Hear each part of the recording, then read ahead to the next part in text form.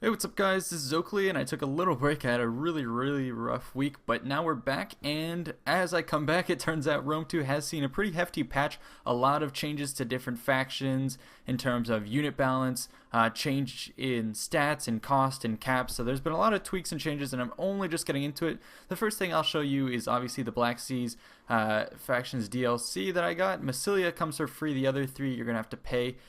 So I haven't quite been able to flesh it out to see if it's worth buying. I myself just got it for the sake of playing them in multiplayer and sharing it with you guys.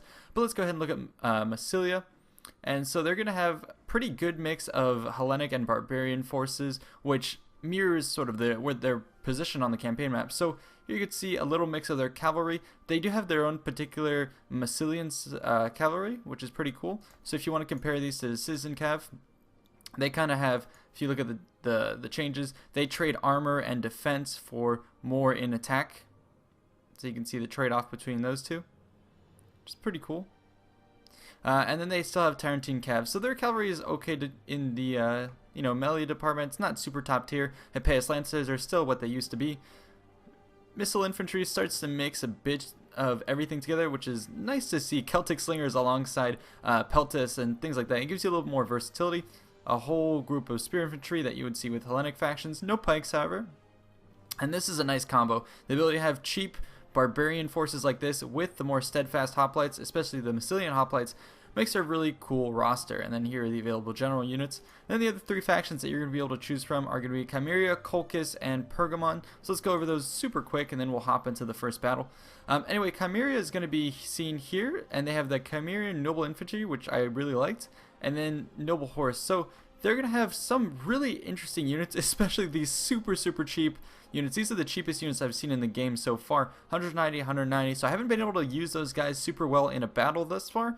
Mostly because, if you take them, I mean, they're worth almost nothing, and it mostly just hurts you because it takes up a slot, and you can see the rest of the units are really not too expensive. So when you're playing these factions in multiplayer, especially Chimera, you have a hard time fielding enough to, use up all your budget. So that's maybe one of the reasons not to get these guys. Otherwise, they're pretty good cannon fodder.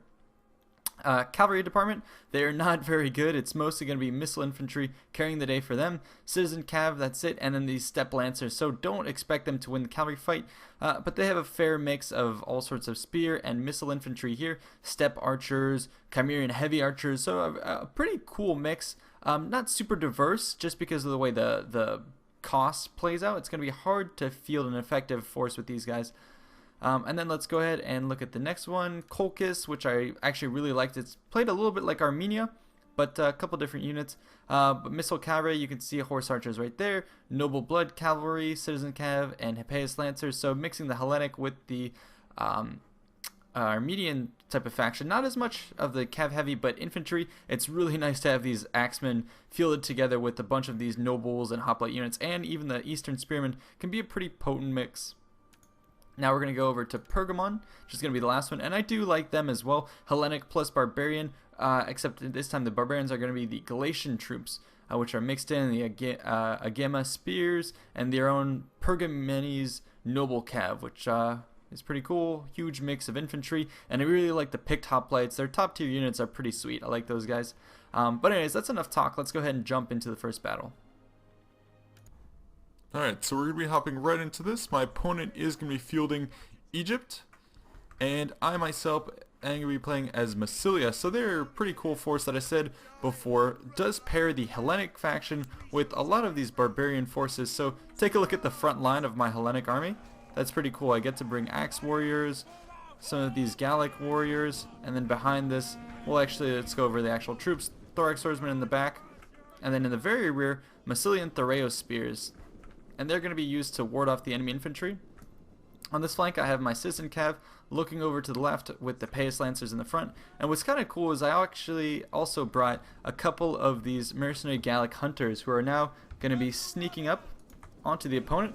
They're moving very quickly, even though they're hidden, and even on an open terrain map. So they're going to be pushing the flank, and as a strategic move, I don't really highly recommend this because your opponent could easily scout out and attack this location. But I figured I'd just go ahead and try it. Over on this flank, I've also pulled 2 Peltas and 1 Massilian Hoplite, and they're going to be backing up my Hippeas Lancer. And then I have 3 of these reserve Citizen Cav pushing up here, trying to support And what I'm doing on this front is trying to put a lot of pressure and to bait my opponent into fixing his attention here and then hit him from the side. I also want to have some support to my archers as they push up in case they are detected. And I'm going to shoot the gap between them, force my opponent to react, and then come in and hit him in the side if he does try and chase after me. My opponent over here is going to be having a Ptolemaic cav, light cav, and an elephant unit. And I know they did change some of the stats on elephants and chariots. Thank God I heard chariots actually had their mass reduced, so that's good. And also some of the other units like oh god, what was the Roman unit called that was too OP? Avocado cohort, yeah, had their price increased. So Peltas is here, and he actually did bring some of these Egyptian pikemen moving up the front, thorax swordsmen, Levi Thureos spears, so he's got a bunch of these mixes going here, and it's kind of the inverse Hannibal deployment at Cannae, so I thought that was pretty interesting. And then in the front, a lot of these Nubian bowmen pushing up the front. I now have gotten my cavalry around the back of my opponent, and I actually played a couple rounds against him, and he had always been able to do a lot of damage to me by getting his cav behind my forces, so I figured I would go ahead and do the same to him in this battle. And now my Celtic guys are going to be sneaking around the flank, and they're going to start even in hidden position. That's really cool. It looks like they're still going to be able to get some shots off while they're hidden. Yep, you can see the hidden icon is still on them. So they're going to start getting some early volleys off. My opponent does not quite see the arrows in flight until they're going to start picking apart his men in the distance. And even if he wants to try and react to this, I do have some more cavalry now in position to be able to intercept him. I'm going to start pinging his forces, and he's going to try and reform these guys. Pull over some peltas to try and shield and screen from my impending assault as I have guys on all sides. He's pulling his elephants back, maneuvering over here. He was going to try and land a strike. That's why he was focused on the micro there. And now he's just starting to swing his guys back around, pull them out of position, but not after I've done pretty significant amounts of damage. Yeah, so that little ambush I had did work pretty well, and I'm going to be forcing the issue, pushing forward. I don't really intend to engage with all of his forces this close to my guys, especially a lot of these guys will have some sort of javelin that they can throw, so I don't want to engage too closely, just force them back and then try and get these archers on the run. That's what I'm going to be doing with this cavalry unit in the front, just tempting them, pushing them back. I can't get too close to his cav, as you can see, but it's going to bait him to chase after me, and I'm pulling them into these hoplites who are going to be able to intercept these cavalry forces. You can also see some of the flanking shots I'm getting with my own Celtic guys in the distance, landing a couple nice strikes against my opponent. As he's stationed here, he doesn't want to get into these hoplites. I'm going to go ahead and attack the rear. However, he's going to deploy a lot of his elephants into the mix. I'm going to pull out there, and over on this front, my opponent is getting into the fight. However, I have spread out some of my Massilian Thureos spears to intercept these guys, get a couple of volleys, and then now counter assault on both flanks and try and push up the center. Over here, I was able to break him and hold his cavalry, and the rest of my forces are going to be told to all-out retreat while continuing to get some fire off. I really know that I can't hold up much longer because his elephants are coming in, spears are coming in, so I have to do everything I can to pull out of that engagement and just wait for an engagement in the center. Over on this flank, he does have some of his peltas getting my guys from the side. Very effective. However, I get an equally effective shot into the side of his men with, again, using these Gallic troops, or barbarian troops is really, really cool, especially axe forces. They're pretty solid. He's going to get a counter assault, and he's pushing up the center. He's trying to get a couple more strikes on my guys, and I'm all out retreating. I'm going to shift my guys around. Meanwhile, I've left my peltas and other units here to just pick off a couple of his guys as he tries to chase me around the flanks, and I have enough cavalry to be able to ward him back. The elephants, the key part was driving those guys away from the battle, and now here he comes, going to crash through the center. I've been able to clean up the flanks, so let's go ahead and watch the center engagement. My main line of Celtic warriors are basically meant to just absorb the main charge, and you can see they got a lot of deaths done to them. And he does a volley right past my men, cleans up my first line, but that's okay. I was intending to have multiple lines just to be able to clean them up, and then even more of these guys who can basically shoot more volleys over the heads of my men in this main engagement. And you can see how I'm not committing all of my guys. I have these rear lines nailing his forces, and that's something I think you should treat your infantry as. Treat your infantry as if they were archers or as if they were other troops, and make sure you expend every single one of their javelins for as long as possible until you decide to finally engage, and that's why I have these types of staggered lines. Anyways, I'm going to be engaging in the front here, holding his forces. I've been able to draw out his elephants, and now I've got them going sort of berserk, and hopefully I can do more damage to them, but they're going to finally collapse on my men. Didn't pick the juicy target that I wanted them to, and now he's going to be charging after my men. However, I'm going to take this opportunity to now charge up through the gap in his lines with my citizen cav. They can now exploit the gaps in my opponent's front. I don't know if the patch changed, but this is definitely looking very beautiful. Let's watch some of these guys as they're going to pick and choose their targets. They have the archers to choose from, but what I decide to do is turn around and relieve the pressure that's being forced on my guys, collapse right into these Egyptian pikemen, and these pikemen are notoriously pretty weak from the start. Pikemen are not the best units, even when attacked from the back. You can see the type of armor they have. These guys can't hold up and sustain melee, especially as I start to target them a bit more with my peltis units. So the elephants have been stampeded away. I pulled them away from the crucial fight, and now here come my cavalry sweeping into the battle, saving the day, cutting down all of the Egyptian native forces who are themselves not very good. So my opponent lost a bit of his cohesion. His elephants got out of place, and this is where I was able to exploit the gaps with my troops. And this is where Massilia is really coming into its own, really playing very, very well. I was able to wrap up this flank, and I'm still, fighting against my opponent who has thorax swordsmen, very hefty forces. He'll be able to hold out for a while. In the center, I was able to collapse on his guys with the support of all my guys. You can see how they're, even more of them are cocking their arms for, some more spears to be thrown. And that's exactly what you have to do, is just use them to the utmost of your ability, and that allows you to decimate the lines. But look how I had 3 staggered lines, and each wave I was able to absorb it with the use of these Celtic warriors, which is really, really cool. That's what I love about Massilia right now, is the fact that they have these really cheap fodder units that you can throw into the front, just like barbarians, but then have the sturdier, Thoreo spears, highly effective guys in the back.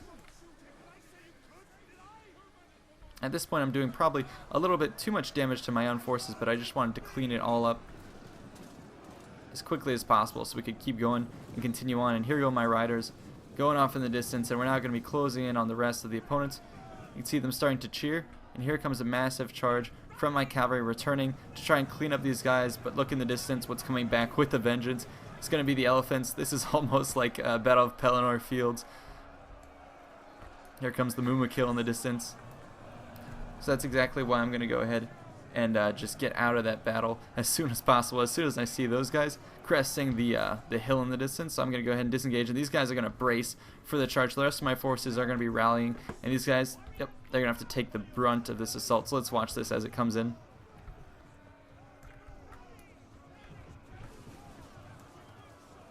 Not much I can do against this, but like I said, they did change a little bit of the stats on the elephants, so they seem to be holding up a little bit better. And so I think that's something that was needed. The elephants did need a little bit of a boost, whereas the chariots did need a little bit of a nerf. So I think that's what they delivered in the patch, but we're going to have to wait to see some more extensive testing to see what actually happens. So my archers in the distance continuing to get some shots off. Axemen just there to hold back the cavalry. And here we go, these guys are still alive. And I'm going to charge in with my cavalry, just like the Rohirrim did. Oh my god, they bowled over all my cavalry, and there's no getting up from that. But here we go, charging in between the elephant's legs, slashing them down wherever he can. A mix of all sorts of infantry arrows coming in.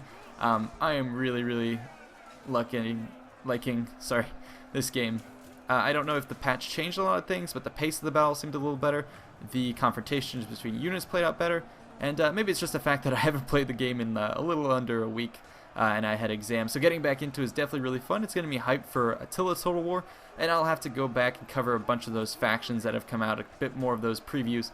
But anyways, I hope you guys can at least enjoy this series of battles that I will be sharing with you, and let me know if you guys end up getting the Black Seas Culture Pack. I'm not quite sure if it's worth the cost, but these factions are definitely fun to play with if you are going to be spending a lot of time on multiplayer. It's a bit of a breath of fresh air, and it does open up a lot more options, especially as you can see me here fielding a mix of barbarian and Hellenic troops. That's definitely a nice little niche that you can fill that a lot of armies weren't able to fill previously. And I decided to commit a lot of troops to this battle, not the entirety of my force. For instance, my general and his bodyguard are going to be watching from a distance, but I decided I would just swamp the elephants, do everything I can, but they're holding up much, much longer than I expected, especially now that I've extinguished basically all my archer reserves. Yep, my peltas are out of ammo, my archers are out of ammo, so they're just cheering on the fight, hoping I can kill these elephants. But these guys are tanks to take out. Look at my my horsemen. I wonder if that's so cool. You can see some of them are looking up, I wonder if it does that to all units when they look up at the elephants. It could be perhaps maybe that they're engaging in a particular combat animation, but that's really cool. I never noticed that I actually looked up and locked eyes with the some of the guys on top of the elephant. But yeah, these guys are starting to finally drop. I think this is one of the last elephants. Him and his buddy are the last two alive, so let's go ahead and kill them. Face on. I think this could be our hero cavalryman who will take him out. Let's see who is going to finish it. There we go. And the last one coming back over here. Oh, looks like he's going to survive this battle. Anyways, the rest of my guys are going to be cheering. So I would say this faction pack is super fun, but I wouldn't go ahead and purchase it just yet. Wait for more people to do reviews on it. I myself am probably not going to be doing too much of a review. I just don't have that much time to pour into the details, and I don't really end up playing campaigns, which is mostly the purpose of getting this DLC. So poke around in the forums before you purchase this, but I can tell you, at least from a multiplayer standpoint, it does really help out with the unit variety. Anyways, hope you guys enjoyed, and let's go ahead and take a look at the stats real quick. So Egypt did not perform super well in this battle, and you can just see how potent the mix of the Hellenic forces with the Celtic backup was really good. Hippeus Lancers doing their job, Gallic Hunters doing alright, Cavalry even cleaning up mostly the Egyptian natives. I think my opponent should have held together his forces a little bit better and kept his elephants in the main fight. Then he probably could have thrashed a bunch of my barbarians in the front. Anyways, there'll be more of these to come. Hope you guys enjoyed. See you next time.